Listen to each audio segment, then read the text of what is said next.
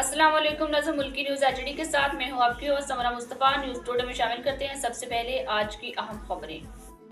Motor وے police کے نئے آئی جی جناب بی اے ناصر کے چارج سنبھالتے ہی موٹر وے پولیس کی طرف سے ایکسل لوڈ لمٹ کنٹرول رجم کی خلاف ورزی کرنے والے ٹرک ٹرالرز اور رشوت خور ویٹ اسٹیشنز کے عملے کے خلاف تابڑ توڑ کارروائیوں کا آغاز۔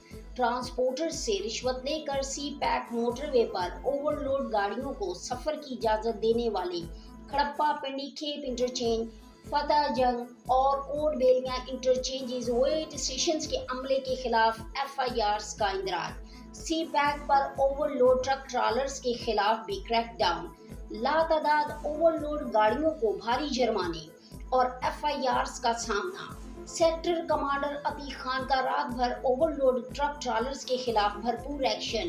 اوور لوڈنگ مافیا کی صفوں میں کھلبلی، کئی اوور لوڈ گاڑیاں سی پیک کی بجائے چور راستوں کی جانب گامزن۔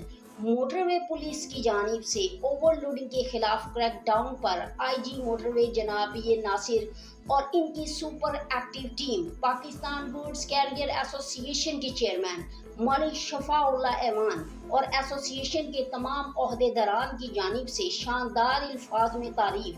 ملک شفاء اللہ ایوان نے کہا، ہماری ایسوسی ایشن ایکسل لوڈ لمٹ کنٹرول رجم کی نہ صرف حامی ہے بلکہ وہ پاکستان کے ہائی ویز اور موٹر ویز پر اوور لوڈنگ مافیا کے خلاف پنجاب پٹرولنگ پولیس اور موٹر وے پولیس کی مکمل سپورٹ بھی کر رہی ہے۔ ملک شفاء اللہ ایوان نے کہا، اوور لوڈنگ ایک ایسا نسور ہے جو ہر سال کئی قیمتی انسانی جانوں کو نگلنے کے ساتھ ساتھ قومی شاہراہ کی تباہی کا باعث بھی بن رہا ہے۔